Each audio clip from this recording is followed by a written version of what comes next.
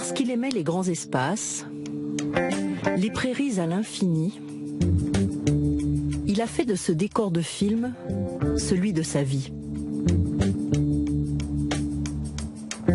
Charlet Farero est arrivé en Saskatchewan il y a 45 ans. Il est passé de la fac de Jussieu à cette province anglophone en plein milieu du Canada. Le vent de mai 68 l'a poussé vers l'aventure, l'amour aussi.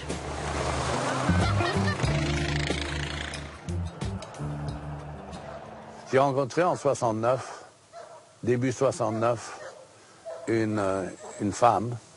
Et Sandy, disons, m'a donné la main. Et ça, c'est une des raisons pourquoi la Saskatchewan. Il nous a fait visiter Mitcham, son village. C'est vite fait. 90 habitants, dont beaucoup d'Ukrainiens. Venus ici en masse pour cultiver le blé et chercher des fourrures. Ils ont construit leur église. C'est un repère d'artistes, puisque 3 ateliers et une troupe de théâtre renommée s'y sont installés parce que le terrain n'était pas cher.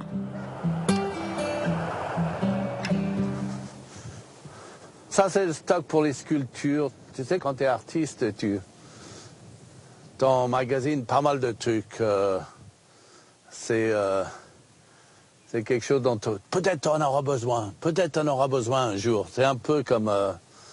on ne sait pas si ça va aller dans le futur ou pas, mais on ne sait jamais. On ne sait jamais. Il aurait dû être prof de maths en France. Il s'est fait un nom au Canada dans la poterie. Depuis 10 ans, il partage l'atelier et sa vie avec Bonnie. Ça va? Going well? So how many are you going to make? Faut que j'en fasse 25. 25. Is that the order? Okay. Well, I'm going to go and work too. Allez, va bosser. Get to work. Son lien avec la France, c'est Radio-Canada. Les villes, on voyage, pas en voyage, pas très loin de Paris, mais à Bruxelles. Et c'est une chanson de Bécane Gall qui s'appelle Bruxelles, ma belle. Alors on écoute ça et Okay. I'm going to work on a couple. Il chante toujours en français, même si au quotidien, les premiers mots viennent en anglais. How much time have I got, Bonnie? Before lunch? Okay.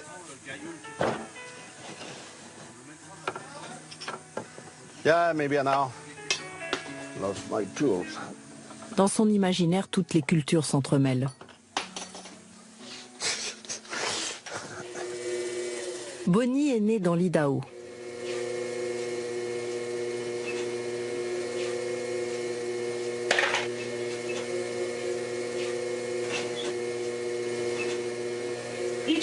Ils sont un peu différents les uns des autres, mais c'est la même famille. Alors, faut pas que je me trompe.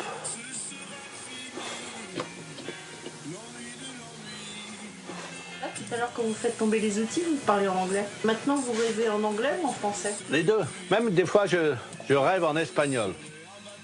Les gros mots, je les dis aussi en anglais la plupart du temps.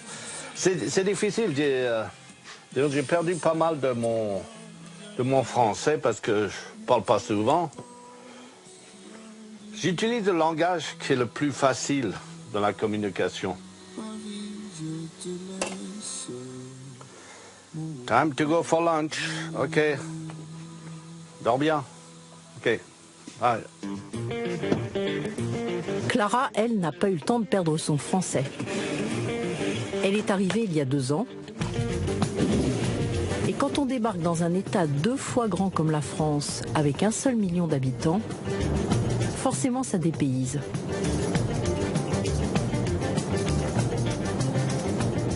Je me suis sentie minuscule. Parce que surtout la première fois que je suis montée en forêt, j'ai immédiatement pris l'hélicoptère en fait pour aller retrouver les caribous. Et je me suis rendu compte de la taille. C'est-à-dire que c'est de la forêt à perte de vue. Et il y a que ça, des lacs et de la forêt. Donc je me suis vraiment sentie toute petite.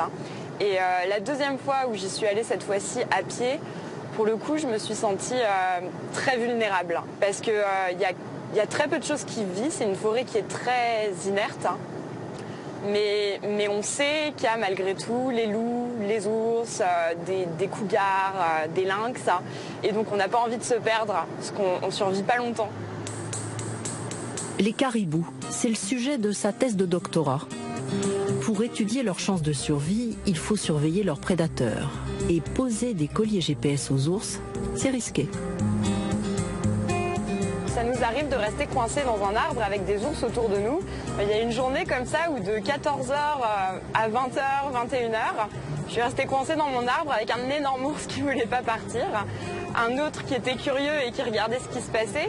Bon, beaucoup plus de peur que de mal, ils n'étaient pas du tout agressifs, ils n'étaient pas... Mais bon, c'est inquiétant. Quand on voit qu'on se rapproche de la fin de la journée et que la nuit commence à tomber, c'est assez inquiétant.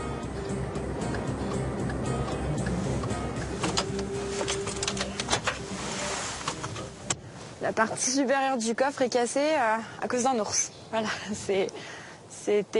alors j'étais pas là, mais le labo était en Alaska en train de faire des relevés de données et puis un ours a foncé dans le coffre, tout simplement. Donc, Chaque week-end, elle retrouve son élément favori, la nature, dans l'un des grands parcs nationaux du Canada.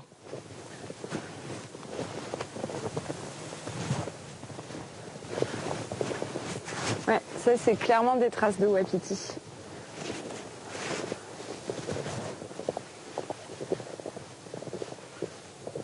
Et wapiti, à part un nom très bien pour le Scrabble, c'est quoi? C'est un gros cerf.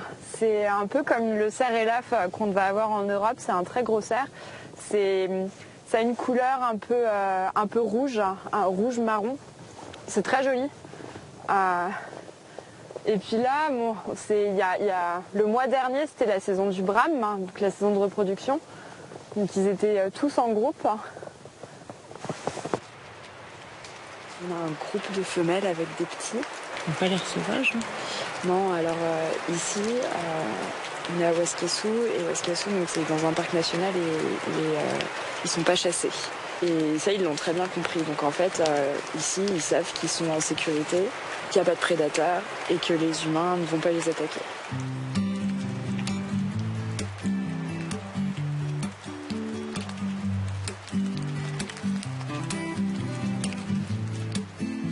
Enfant, elle aimait les animaux, c'est classique. Mais toute jeune, Clara a eu envie d'aller voir ailleurs. Et pourtant, ses parents n'étaient pas trappeurs, mais journalistes. J'ai grandi dans un univers de voyage où c'était important d'aller découvrir ce qui se passait ailleurs, une curiosité. Et puis comme j'ai toujours été passionnée par la nature, c'est vrai qu'en grandissant à Paris, j'avais besoin de m'échapper. Et adolescente, ma mère se disait que c'était un rêve d'enfant, mais que ça se réaliserait pas et que je me rendais pas compte. Donc elle m'a envoyée en fait dans le Montana en se disant que j'allais passer un mois et demi avec des cow-boys et qu'on verrait si ça me transforme ou pas, et si c'est oui, si vraiment ce que j'aime c'est d'être dans la nature. Et en fait ça m'a tout simplement confortée dans l'idée que j'avais besoin de grands espaces. Et que j'avais besoin de découvrir, j'avais besoin de voir des paysages différents, des animaux différents, découvrir des cultures différentes. Et après, petit à petit, alors à cet âge-là, j'avais aucune idée de ce que c'était que d'être un chercheur en biologie. Et finalement, je suis allée à l'université, j'ai étudié la biologie parce que ça me plaisait. Et petit à petit, je me suis de plus en plus spécialisée. Et j'ai réalisé que je voulais faire de la recherche. Et aujourd'hui, quand on veut faire de la recherche, on n'a pas le choix, il faut qu'on voyage. Il faut aller voir, il faut faire différents laboratoires, il faut parler différentes langues, et il n'y a rien de mieux que de partir pour apprendre une langue. Donc ça s'est un peu fait finalement naturellement, petit à petit. Ça n'a pas été spontané, je me suis pas dit du jour au lendemain, je pars, j'en ai marre et je vais découvrir autre chose. Ça a vraiment été, je suis partie de plus en plus loin, à chaque fois un peu plus longtemps, et ouais, ça s'est fait naturellement. Le climat est rude ici. Dès novembre, les ours commencent à hiberner et ne se réveillent qu'en avril. Pas la meilleure saison pour les observations.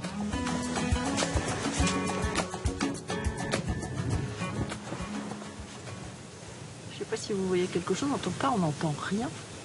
Non, là, il n'y a pas âme qui vive.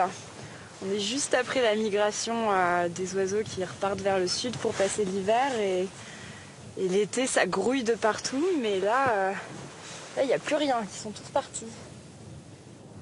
Tout ce qui est cervidés, donc les caribous, les wapitis et autres cerfs, ça, tout au long de l'année, on peut en voir. En plus, ils sont sédentaires, donc ils restent ici. Le réchauffement climatique modifie la forêt boréale. Les feux d'origine naturelle sont de plus en plus fréquents et comme les bouleaux repoussent plus vite que les sapins, l'écosystème est bouleversé. L'une des problématiques en fait dans le cadre du caribou, c'est que donc avec ce réchauffement et avec le fait qu'il y ait de plus en plus d'arbres feuillus dans la forêt, ça permet à d'autres espèces animales comme le cerf de Virginie qui ressemble un peu à un chevreuil ou l'orignal de monter de plus en plus haut et du coup d'empiéter sur le territoire du caribou. Et ça fait partie en fait des menaces principales sur le caribou.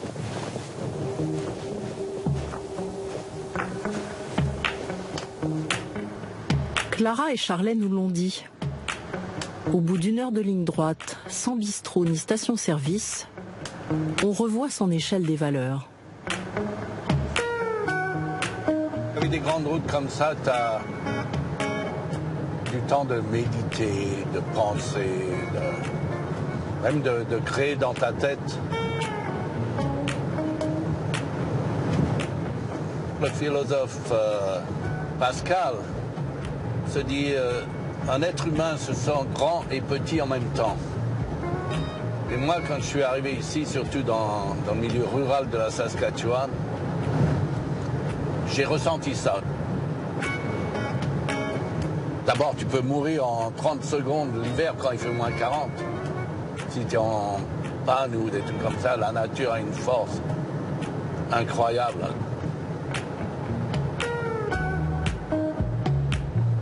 Il vient faire ses courses une fois par semaine à 60 km de chez lui, Saskatoon, la plus grande ville de la province.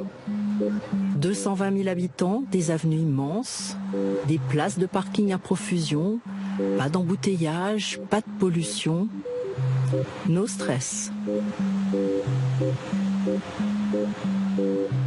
Il y a bien une avenue qui s'appelle Broadway, mais beaucoup moins agitée que sa cousine new-yorkaise.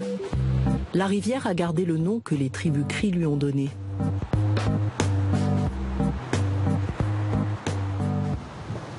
Alors ça c'est la rivière Saskatchewan. En Cris, ça veut dire la rivière qui coule rapidement. C'est là que Charlet et 2 autres artistes ont installé leur sculpture en 2005. Ça s'appelle Launch Time, c'est un peu des proues de bateau. Disons, on travaille sur des maquettes et puis bien sûr les bons gens de la ville ont dit « Oh, mais les gens vont se cacher là-dedans, les sans-logis vont venir. » Ah, je dis « Tant mieux, c'était bien, moi, je trouvais ça bien. » Il faut qu'une sculpture vive, pour moi, disons, une sculpture comme ça, dans un endroit public, il faut qu'elle vive. C'était un gros projet, ça nous pas rapporté tellement, parce que des dépenses, disons, de construction étaient énormes. Peut-être on n'avait pas bien calculé le budget ou des choses comme ça, mais c'était... je suis assez fier de ça, surtout quand je vois les enfants venir et jouer dessus. Ils prétendent être des pirates ou quelque chose comme ça, alors c'est vraiment sympa. Quand vous êtes arrivé au Canada, vous saviez que vous vouliez être artiste? Non, pas du tout. J'ai travaillé comme prof de français. Après, la deuxième fois, j'ai travaillé comme analyse système dans les ordinateurs parce que j'avais une licence de français. Et je prenais des cours avec mon ami à l'époque de céramique. Je prenais des cours comme ça, par intérêt, le soir. Ça s'est développé comme ça. Quelqu'un m'a offert un emploi d'assistant d'atelier à l'université de Regina. Et ça ne payait pas beaucoup, alors que j'étais bien payé, mais j'étais pris par la création. Être artiste, je ne sais pas si c'est une vocation, un accident. Pour moi, c'est un accident de parcours, peut-être, qui dure très longtemps. Ça fait 40 ans d'accident de parcours, alors c'est devenu un parcours lui-même. Saskatoon est une étape clé dans le parcours universitaire de Clara. Elle va finir son doctorat en écologie commencé à Lyon. Les études ne sont pas comparables. Ici, elle donne déjà des cours et gère son temps comme elle l'entend. Ce qui compte, c'est le résultat de son étude qu'elle partagera avec des chercheurs du monde entier. En France, elle s'était spécialisée dans l'acoustique des marmottes. Maintenant, elle observe l'évolution des caribous dans la forêt boréale. Et chaque matin, quand elle arrive, elle regarde où ils sont passés. En 2014, on a capturé 95 caribous. On les a équipés de colliers GPS. Donc ça, tous les points que vous voyez, c'est le tracé que mon caribou a fait. Ce qu'on fait aussi tous les ans, nos caribous vivants, on les relocalise à l'aide d'un hélicoptère. On n'a que des femelles qui ont des colliers, parce que les femelles, c'est celles qui se reproduisent, donc c'est elles qui nous importent. On va relocaliser ces femelles pour savoir s'il y a un petit avec elles. Pendant les 10 premiers jours de sa vie, le bébé caribou est une proie facile pour les ours et les loups. Pour les tribus primitives, c'est un animal au pouvoir magique. Pour les enfants aussi, puisqu'il tire le traîneau du Père Noël. Pour les scientifiques, c'est une espèce clé de voûte. Si elle disparaît, c'est l'équilibre écologique de la forêt qui chancelle. Les études sont plus chères ici qu'en France. Mais il y a aussi plus de moyens.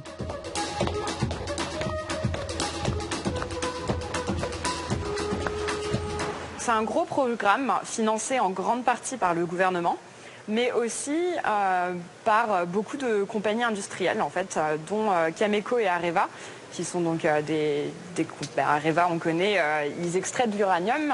La Saskatchewan est l'un des premiers producteurs au monde d'uranium, et dans la forêt boréale, on a beaucoup de mines d'uranium.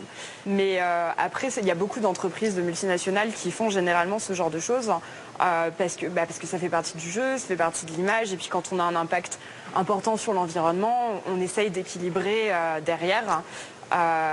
En finançant de la conservation d'espèces ou des études scientifiques. L'université est si grande qu'elle occupe un quart de la ville. Quand on lui a proposé sa mission de 3 ans, Clara croyait que Saskatoon, c'était en Asie. Pas tout à fait le même climat. Un jour de grand froid, elle est entrée dans ce salon de thé. Depuis, elle y revient fréquemment. Yes, thank you. Qu'est-ce que c'est que ça alors? Alors ça c'est un London Fog. Donc j'ai découvert ça en Saskatchewan. Je ne sais pas si ça existe ailleurs, mais c'est un thé avec du lait et il fait un peu comme on ferait un cappuccino. C'est le rendez-vous des amateurs de thé bio et de commerce équitable.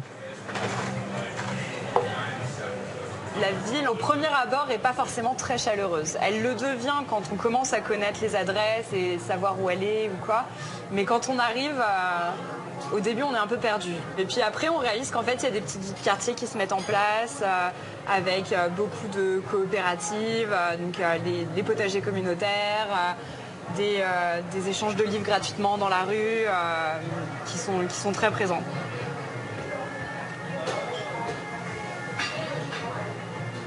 Ce qui est bien, c'est de pouvoir s'évader de la ville, c'est de vivre en ville, mais s'échapper facilement et se retrouver au milieu de la nature en ayant l'impression d'être vraiment tout seul, avec une faune qui est géniale. Et bon, en tant que fan d'animaux et biologiste, évidemment, c'est ça qui m'intéresse.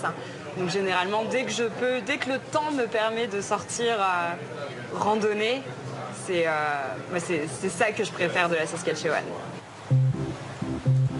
Du London Fog au Saskatoon Wind, il n'y a qu'une rue à traverser.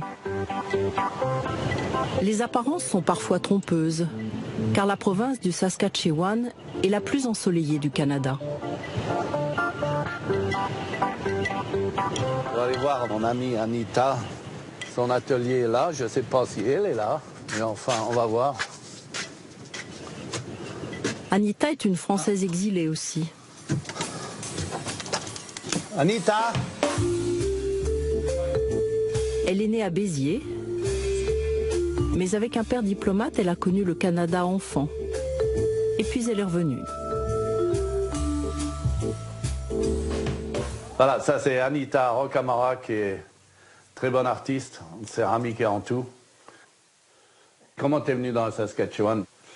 Oh, ça, j'étais en Europe, enfin, je voyageais en Europe pendant une couple d'années et j'ai rencontré un gars de la Saskatchewan. Je leur parlais de Sandy. Je leur parlais de Sandy. Pour, on vient tous ici. Pas par direct choix. Par amour et puis je pense que là. On reste par choix, par plaisir. Ouais. Et voilà. Voilà pourquoi on est tous là. Des romantiques qui sont arrivés en Saskatchewan et qui sont restés parce que c'est un endroit tellement spécial. Et vous vous sentez française ou canadienne? Oh, moi je me sens très métèque. Oui. Parce que même en France... t'es venue de France très jeune, de toute façon. Je suis venue de France quand j'avais 11 ans. Pour moi, venir ici, c'était... j'ai découvert que je pouvais être une artiste qui n'était jamais venue. J'étais toujours vagabonde, jamais sans savoir quoi faire. Venir ici m'a donné la chance de découvrir prendre ça. racines. Non. Ben, les racines, elles sont venues toutes seules. Il faut dire que... Ouais. C'était pas prévu, mais les racines sont là. On n'a pas des racines profondes, comme ils disent en France, disons, puisqu'on est juste... de toute façon, sur cette terre, on est juste de passage. Et puis, disons que c'est un bon endroit, disons, pour développer nos envies. Ouais. Pour moi, je ne peux pas comparer parce que je pense simplement à la France que j'ai quittée quand j'étais enfant. J'ai aucune idée de ce que c'est d'être adulte en France. Mais je vois mes cousins, mes cousines et je pense, je l'ai échappé belle. On est bien ici. On est bien ici. On est bien ici. Ça, c'est... OK. Pour un homme de passage, Charlet a tendance à entasser. Il suffit de visiter sa galerie pour comprendre. On arrive dans ma galerie. Galerie des invendus, des invendables, ou qu'on ne veut pas vendre. Il y a plusieurs parties de ma vie là-dedans. Ça, c'était moi quand... Ça s'appelle la clé des champs. C'est comme... c'est ma... Je pense que je suis venu dans la Saskatchewan. Disons, c'est un peu la clé des champs. J'ai pris la clé des champs. J'ai fait l'école buissonnière. Je suis parti de France et j'ai fait l'école buissonnière. Et puis, en collaboration avec Bonnie Gilmore, elle a fait les têtes. Et moi, je me suis amusé à faire les chapeaux. Bien sûr, il y a Monsieur Petit qui a le béret. Comme ils disent ici, vous avez beaucoup de fun. Et beaucoup de fun à travailler et puis revisiter tout ça. Voilà un peu de mon histoire. J'en ai bien vécu, j'ai élevé 2 enfants. J'ai enseigné bien sûr un peu, j'ai enseigné des ateliers ici et là. J'ai fait pas mal de résidences dans le monde, en Chine, Chili, Mexico, Canada, France. Et on peut vivre de son art. Je ne veux pas dire qu'on a des grosses priorités. On a des vieilles voitures, on a des... disons, on n'a pas de grands besoins. Disons, on vit dans un petit village, donc on va en ville une fois par semaine, mais on n'a pas tellement de dépenses, disons, de dépenses de cinéma, de café,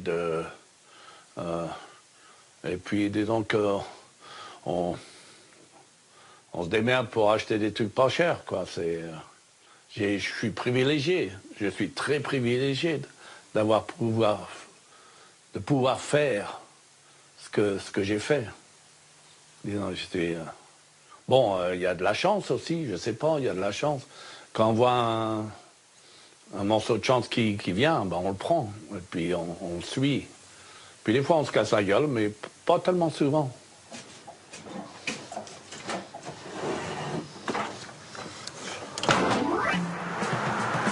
À Saskatoon, il faut occuper ses soirées. Tous les lundis soirs, Clara a rendez-vous au curling avec des amis français.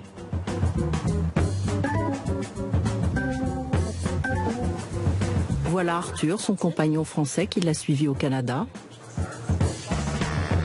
Et le curling, une sorte de pétanque en terrain glissant. Avec un partenaire qui balaie pour orienter la pierre, qui, quand tout va bien, doit finir le plus près possible du cercle rouge. Le curling, c'est le sport un peu officiel de la Saskatchewan, donc c'est assez important. Il y a plein de gens qui jouent pas, bien sûr, c'est pas du tout une obligation, mais c'est vrai que c'est très très facile d'accès, c'est pas cher, il y a des rings partout, et puis l'hiver, il faut bien trouver quelque chose à faire quand il est moins 40 dehors.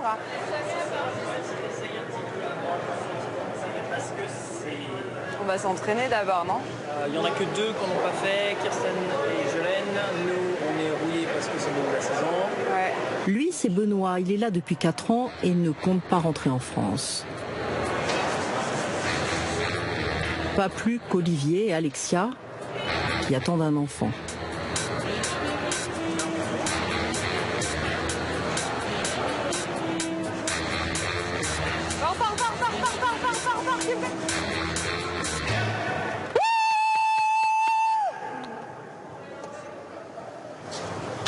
Charlet et Bonnie sont invités à la soirée de remise des Oscars du musée d'art moderne. Sabrina, good. Ce soir, c'est pour faire honneur à mon mentor, mon prof.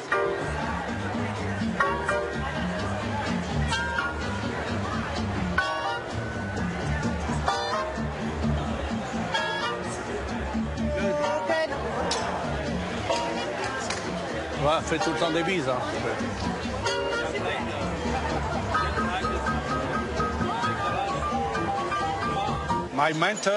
Mon mentor, mon professeur, Jack, avec tout son travail ici, c'est lui qui m'a très inspiré.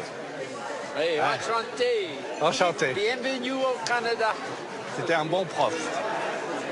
C'est pour ça que depuis 40 ans plus tard, j'en fais encore, grâce à lui. Yeah.